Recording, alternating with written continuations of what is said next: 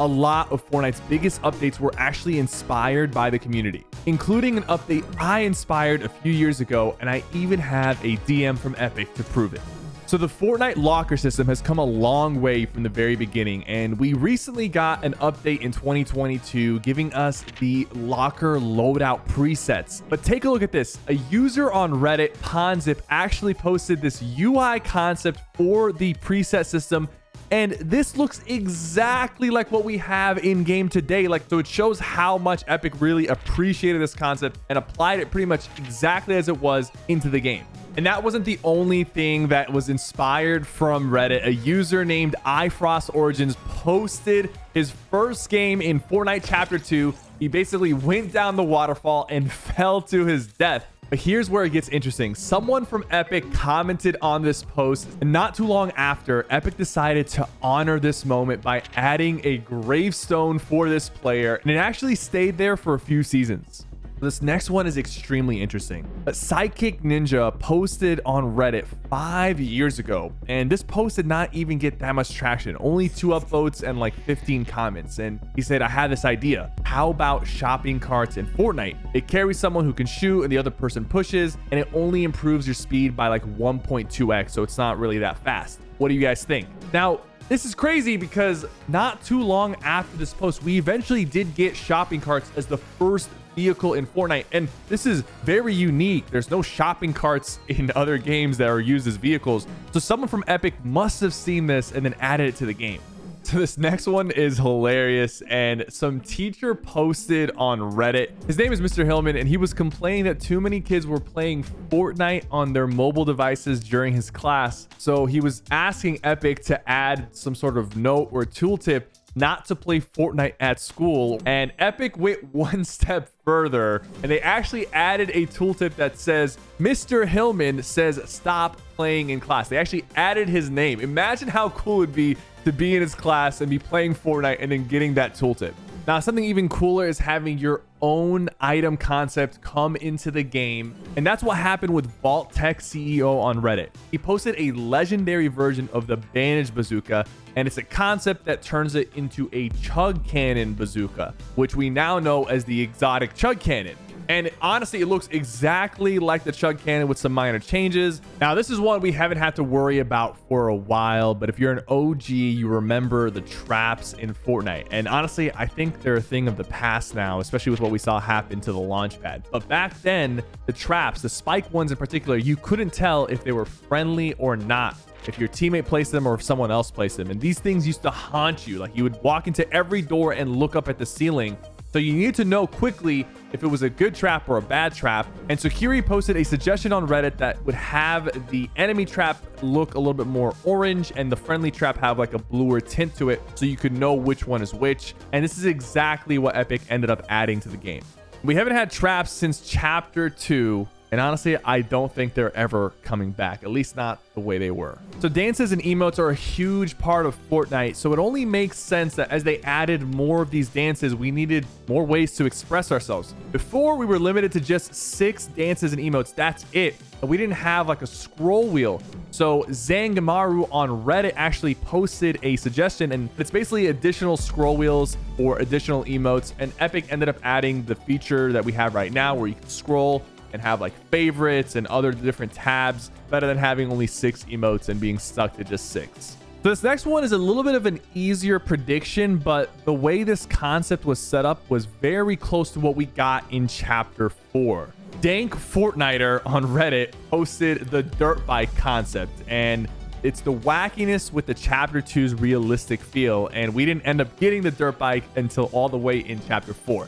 Now, could this have just been a lucky prediction, or did Epic actually see this concept, the exact vehicle we ended up getting 2 chapters later? So it could have been a lucky guess, but maybe somebody saw this and that's what leaned them in that direction. A lot of skins we have in the game are actually fan concepts that Epic really likes and then ends up adding to the game. But did you know one of the most iconic skins of Chapter 2 was actually a fan concept? That's exactly what happened with Meowscles. Rex Sadio ended up turning him into a buff cat and submitted this as a skin concept on Reddit and ended up getting 2.8 thousand upvotes. And Epic actually took this concept and added him to the battle pass, making him one of the most iconic skins we got in chapter 2.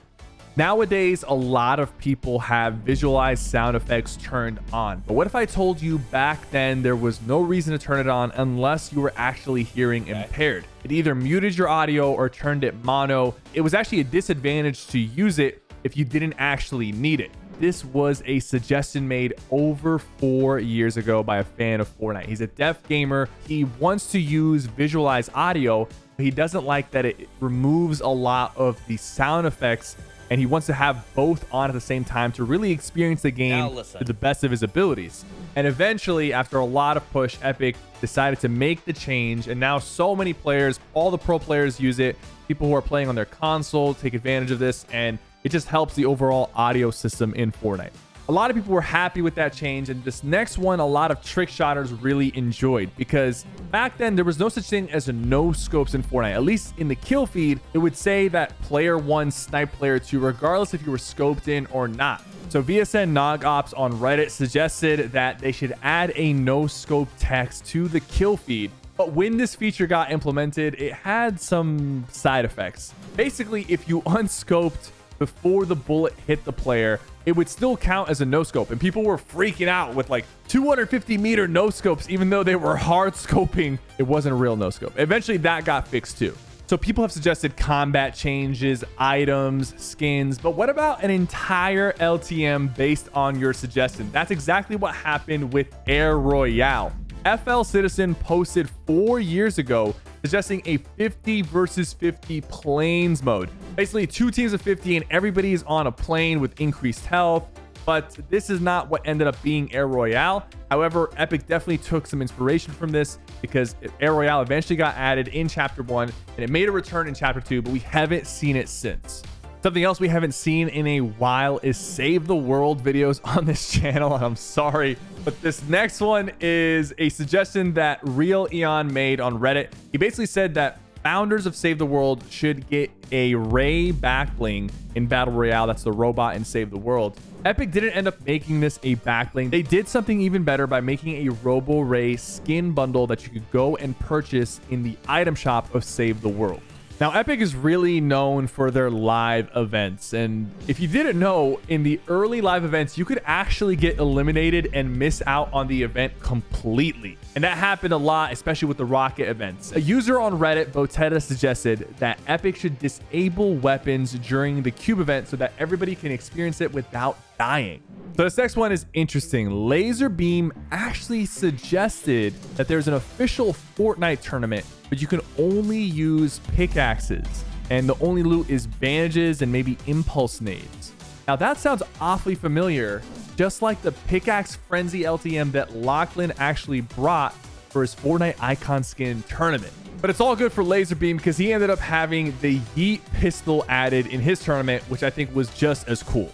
So back in the day, everybody was obsessed with eliminations and kill races and breaking world records in Fortnite. 3 years ago, someone suggested that when you open up the map, you can actually see your teammates' names and the total elimination they have next to their name. This ended up getting added, obviously, but what's interesting is the total kill count that's underneath the minimap is still bugged today. Sometimes it takes Epic years to add suggestions, and this next one was the supply drop call-in, which obviously we had in the last season of chapter 3.